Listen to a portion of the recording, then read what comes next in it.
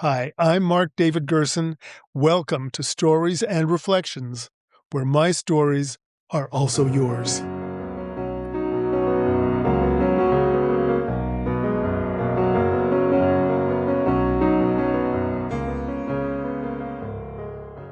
If you've been watching or listening to these episodes over the past couple of weeks, you'll know that I've been talking a lot about anniversaries, and I wasn't going to add yet another one this week until I realized that there was one and that it fell on April 16th, just in time for this, my 16th episode of Stories and Reflections. So I just couldn't ignore that bit of synchronicity. So what happened on April 16th? Well, this is not a recent April 16th. This isn't from last week. In fact, it's an April 16th that goes back 28 years and marks an anniversary of its own of sorts. You see, April 16th, 1998 was exactly 7 months from the day I rolled into Sedona in northern Arizona. I'd been on the road for 90 days, having left Toronto in my Dodge Caravan, the one I mentioned in last week's episode, the Dodge Caravan that had carried me on a different adventure, on the adventure to Nova Scotia. And stuffed into the car with me when I arrived in Sedona was absolutely everything I owned. And curled up in the passenger seat next to me was Roxy, the blonde Cocker Spaniel I've also talked about, and that was back in episode 10. I'm sure I'll talk more about the journey that catapulted me out of Toronto another time. But for now, let's just say that when I drove into Sedona on September 16th, 1997, I did not expect to stay longer than a weekend. But after a first night sleeping in my car, followed by a weekend turned to 3 months living in a guest lodge overlooking the city, I rented and furnished a condo in Nepenthe, a development so new that part of it was still under construction when I moved in. And after 7 months in town and 4 in my own condo, it wasn't hard to see myself as finally, sort of, a local. Now, 2 weeks ago in episode 14, I shared the story of how the Moon Quest, my first book, came to be, and how at a certain point in its unfoldment, I came to realize that there would be 2 more books in the series, the Star Quest and the Sun Quest. Well, on that April 16th, 28 years ago, I woke up knowing that that was the day I would start writing my second novel, the sequel to The Moon Quest. Well, The Moon Quest wasn't published yet, though it was finished, or so I believed. So it's April 16th, 1998, a Thursday. Once I get out of bed, walk Roxy, and eat breakfast, I open my laptop on the dining room table and begin to type.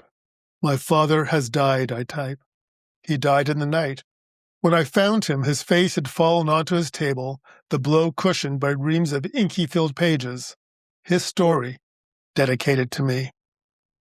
I continue from there and write for an hour, and the words flow easily, more easily than I ever expected them to, more easily certainly than they did with the Moon Quest.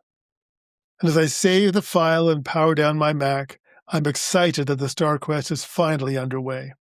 More than that, I'm certain that this, my second book, will write itself more quickly and more effortlessly than did its predecessor, an often painful exercise in surrender. Unlike The Moon Quest, a story that hijacked me 4 years ago during a Toronto writing workshop I was facilitating, The Star Quest is intentional, a deliberate sequel. Now, I didn't expect there to be a sequel any more than I'd expected there to be a Moon Quest. Yet by the time I started the Moon Quest second draft in rural Nova Scotia a year later, I knew there would be a Star Quest and a Sun Quest. Still, I didn't know anything about these follow-up stories I would write someday. Well, that isn't 100% true. What I did know was that the Star Quest's protagonist would be Kenta, daughter of the Moon Quest's main character Toshar, and that the Star Quest would take place before the Moon Quest, although I had no clue how that twisted timeline could possibly work. And on this Thursday morning at my dining room table in Sedona, I still don't. Regardless, I continue working on the story nearly every day for the next 2 weeks, my confidence growing with each writing session, little knowing just how misplaced my naive optimism will prove to be. Because not only, as it turns out, am I not yet finished with the Moon Quest, even as I thought I was, its sequel, The Star Quest, will take me 11 confused and frustrating years to complete. Not the book itself, just the first draft. And through those 11 years, I will marry, I'll become a father, I'll get divorced, I'll live in Sedona twice, in Albuquerque twice, in California briefly, and on 2 Hawaiian islands. I'll travel full-time across more than 40 states over a 30-month period as a sound healer and workshop facilitator. And I will start that first Star Quest draft 3 times, working on it not only in my various homes and in my several cars, but during slack times in the aging Ford Aerostar I will drive for Maui Taxi, during my breaks at Hobby Lobby, where I will be briefly employed as perhaps the chain's oldest ever stock boy, and in countless cafes in countless states across the U.S. Finally, after 2 abandoned attempts starting from scratch both times, I get through a first draft of the Star Quest in July 2009. By then, at last, the Moon Quest has been published, and it's been out in the world for 2 years. And 11 years and 3 months have passed since that naively optimistic morning in my Sedona dining room.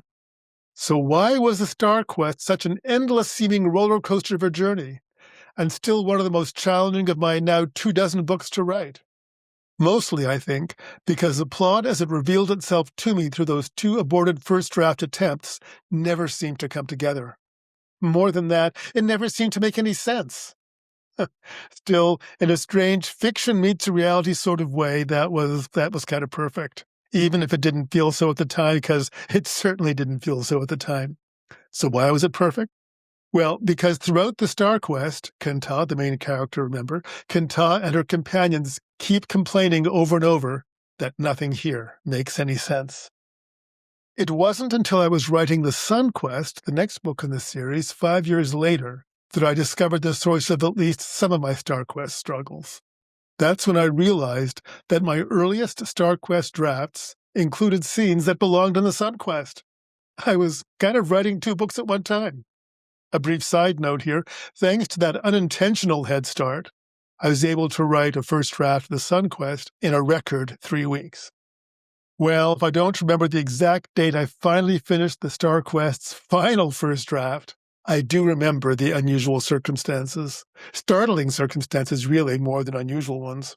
So I'm sitting in my Albuquerque living room, computer balanced on my lap, and with one eye on the clock because I'm expecting a coaching client to ring my doorbell in less than an hour. The bulk of the story, the bulk of the Star Quest, is done, and I'm ready to write one of the book's final scenes. This is the one where the bad guy in this story, it's a woman, gets her comeuppance. Her name is Skrisna Skiaga, and she's a truly, truly nasty sorceress and the most evil character I've ever written, far worse than King Forag in the Moon Quest. Far, far worse. And although I know no details yet, I'm expecting that comeuppance of hers to be proportionate to her truly epic malevolence. Of course, I know no details. With the Star Quest, as with its Moon Quest predecessor, the story is revealing itself only in the moment as I write it, word by word and sentence by sentence. Still, I have assumptions and expectations. This is a fantasy saga, after all. And in fantasy, at least typically, the bad guy always comes to a bad end. It happened that way in the Moon Quest, so why wouldn't it happen here? Well, the thing about assumptions and expectations, especially where creativity is concerned, is that we probably should not have them. And given, as I've said hundreds of times over the years, maybe even thousands, my stories are smarter than I am. And those stories know themselves better than I ever could. That absolutely, absolutely, absolutely proved to be true with the Star Quest. Every part of the Star Quest. But particularly its ending. Well, I can't give you details about how my assumptions and expectations were proven wrong, only that they were, big time. Nor can I share precisely how my story showed itself to be smarter than I was. That would give way too much away. But here's what I can tell you. The ending that typed itself onto my laptop screen that afternoon proved to be truer to the story's theme than anything I could have conjured up with my conscious mind. And it smashed through all my assumptions and all my expectations, every last one. If I'd needed proof that my stories were smarter than I was, the Star Quest definitely delivered. Boy, did it deliver. I was shocked, startled, astounded, blown away. Pick your favorite synonym. But even as I welcomed that ending as absolutely perfect, I was also worried. Was I now going to have to rewrite the entire story to make sure that Skrisna Skiaga's character arc and the story's plot made sense in the light of the surprise final scene? With the Moon Quest, I'd had to do a major rewrite when I got to the second draft. That's because I'd written the first draft in the third person, he was, she did. But as I reached the end of that first draft, I realized that the book needed to be told instead in the first person by Toshar. So when I reread my StarQuest draft a few weeks later, it was with a lot of trepidation. But the more I read, the less I was trepidatious. Is that even a word, trepidatious? I was certainly incredulous, and that's definitely a word. Why was I so incredulous? Because I realized that I had unknowingly written both Skrifsniskiaga's character and the StarQuest story to this unusual, unexpected, and absolutely perfect ending. I had done it, as I said, unknowingly, unconsciously, without realizing what I'd done. Now, of course, the StarQuest needed editing and more drafts. All books do. But not one of the edits and not one of the drafts involved fixes to make that final scene work. So yes, the story was definitely smarter, much, much smarter than I was, and in more ways than that. With The Moon Quest, a book about the brutal silencing of stories and storytellers, readers have never stopped asking me whether I wrote it as a social commentary, a political commentary on the times. They ask me that even more these days. Fact is, I didn't. I couldn't. After all, the story's broad strokes were laid out in 1994 and 1995 in rural Nova Scotia. Different time, different place. I talked more about that back in episode 14. But it wasn't until a couple of years ago, when I was preparing a new edition of the StarQuest, that I recognized something about the book that I'd never seen before. Until then, I'd never once asked myself whether the StarQuest was as timelessly current as its predecessor. I simply assumed that it wasn't. This time, though, as I reread the story, I did ask the question. And once I did, the answer surprised me. Why? Because it struck me that it was the perfect story for what was then an extraordinarily polarized U.S. election year, and for the then increasingly tense and tragic wars in Ukraine and the Middle East, not to mention for everything else about that chaotic, tumultuous time. And that makes it an even more perfect story for today. Perfect how? Well, among its other themes, the StarQuest is a story about healing and reconciliation. A story that restores a natural, heartful order to a world that has tumbled into cruelty and disarray. As with the Moon Quest, as I said before, I didn't write it with any political agenda, nor did I have any country or time period in mind. Rather, I wrote the story as it came to me, rarely knowing from one day to the next or one word to the next where the StarQuest was carrying me. That's why I've written all my books, nonfiction as well as fiction, and that's how I'll continue to write The Lost Horse of Bryndoon, the fifth in-progress book in a Legend of Cantana fantasy series I never even expected to create. No doubt this story too will have a timeless relevance I can't now see. Of course it will, for it too is smarter than I am. For a long time, the StarQuest was my least favorite of the Cantana books, maybe my least favorite book of all my books. Maybe because it took so long to get onto the page, or maybe because so much of the story itself challenged me, personally as well as creatively. And for all those years, it was the story I was most self-conscious about and most insecure about. Even its covers, the original and the current one, were for a long time my least favorites. But you know what? I don't feel that way anymore. Maybe finally seeing the timeless relevance of its themes a few years back changed that. Or maybe I've come to finally embrace something I talked about in episode 11 and wrote about in the Book of Messages. And that's that those areas of our life where we feel most self-conscious and insecure are nearly always the areas of our greatest strength and power. Also, I'm no longer creeped out by the current cover with its giant copper-eyed snakehead. I really was creeped out by the image when it was first presented to me, so much so that I almost nixed it. Now, though, it's one of my favorites. Anyhow, remember that first draft opening paragraph, the one I quoted at the start of this episode? Well, as much as I liked it, it didn't make the final cut, and it isn't in the published book. This is how the StarQuest now opens. The face in the glass was a stranger's. The face in the glass was my own. I stared up at it, willing it to reveal itself to me. But it, like me, knew nothing.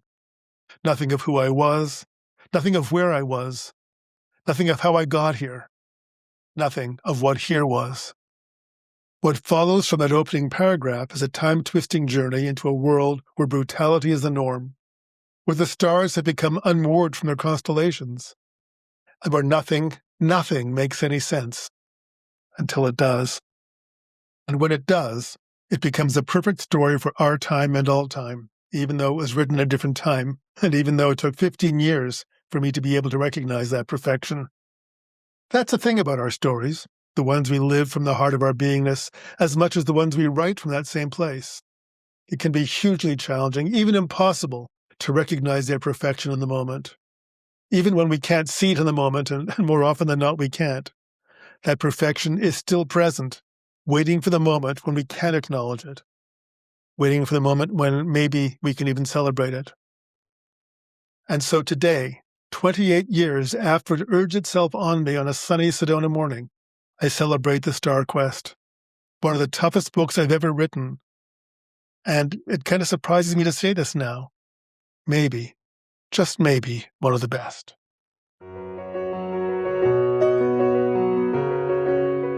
Thanks for joining me for Stories and Reflections today. I hope you found moments in my stories that touched something in yours. If you haven't already, be sure to subscribe so you don't miss future episodes. And for more of my stories and help telling yours, check out my books at markdavidgerson.com or from online booksellers worldwide. Until next time, don't forget that you're a storyteller too, and keep telling your stories.